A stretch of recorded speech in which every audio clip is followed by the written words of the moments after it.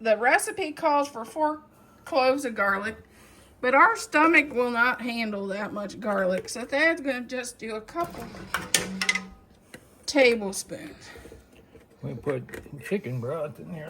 And this is 3 quarts of chicken broth. And we're getting it heated up to go in our jars. Kind of get that. And we've already fried our Italian sausage. And Thad's going to start filling jars. Okay, Thad's going to start putting equal parts of potatoes in each jar.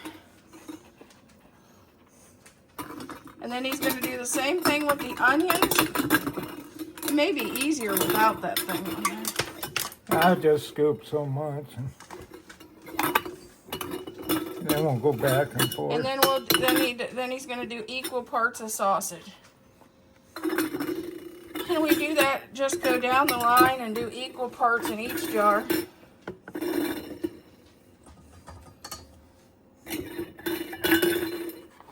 I'll go back. He may even find out that he may have a 5th jar here in a bit. Oh.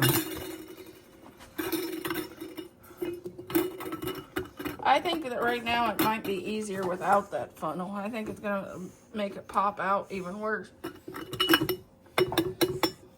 I'm over here stirring the broth that goes in the jars while he's filling.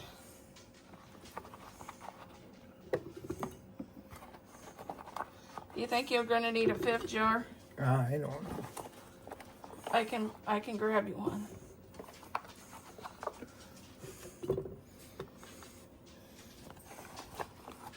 Now he's going to add just a little bit of kale in each one of his jars. Want this, good. No, it's just chopped up.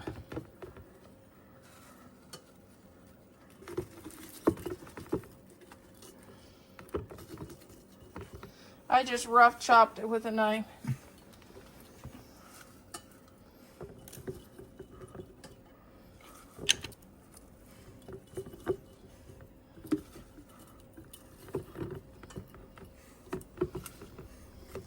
That's good because you got sausage to go in there, honey.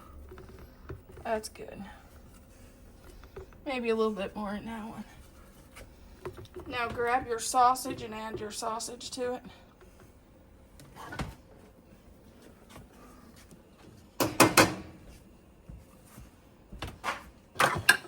Okay, now he's ready to add the sausage.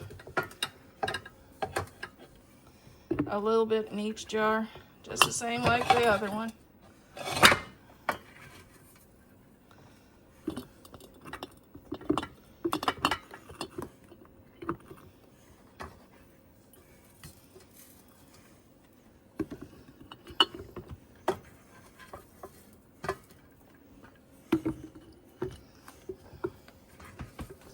And if you wanted to, you could do red pepper flakes if you liked it a little spicier, but we don't do spice very well, so we're not going to do that.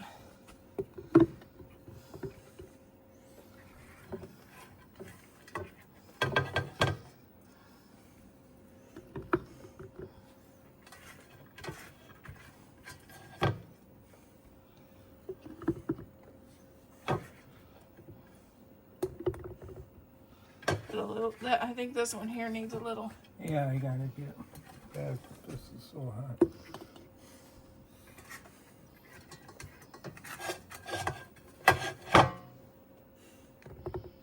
There we go.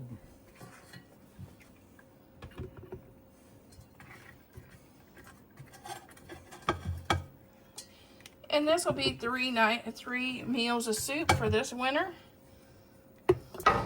Here's our jar. We have our debubbler in there, and this is our funnel. And we're we get it as close to that as possible. Oh.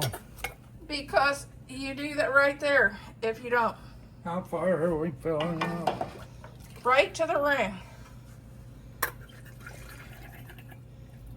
Needs a little more. Is there enough for all these? If you don't pour it all over my floor, there will be. Tell them what you're doing.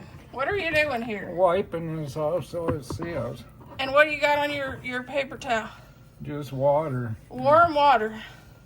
You can also use vinegar if you like. What is that?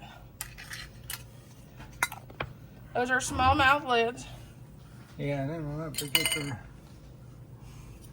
I don't want to set this down and get dirty. He's doing it, making it finger tight. And there's 2 of our jars. Okay, he's filling the water up to what line? Where's the line? I can't see it. It's crowdy, this one. Oh, yeah. We're going to cover the jars. We gotta get more. I don't see the fill line. Yeah, it's crowdy, that. Do you see the fill line? This thing's getting so old. Back here. It's probably at the water mark there. Okay. We're going to cover the jars with water. This is an all-American pressure canner. And it's heavy duty. It's so heavy I can't handle it. So that's why Thad's here. On how you do these. Just come in and tap a little. How do you know how to do that? It's just to get it even around here. Or sort of. And it's going to cook 10 pounds pressure for 90 minutes to get these to seal and do right. So in other words, it boils until it comes up to 10 pounds on your gauge.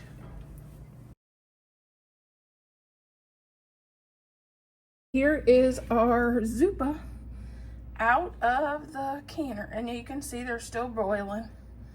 They'll boil for quite a while because we cook these for 90 minutes at 10 pounds pressure.